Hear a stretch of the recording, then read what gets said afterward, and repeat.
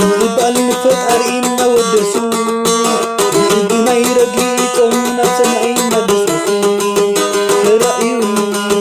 ተራእዩኒ ተራእዩኒ ምባል ፈጣሪ እናወደሱ ብናይ ረጊፆም ናብ ሰማይ እናገሰሱ ተራእዩኒ ተራእዩኒ ተራእዩኒ ወይ ተራእዩኒ ዝብእና ዘበን ስእላም ይበርኦ ሕይወት ፍልሰቲ ኣብ ናይ ጤና እትርኦ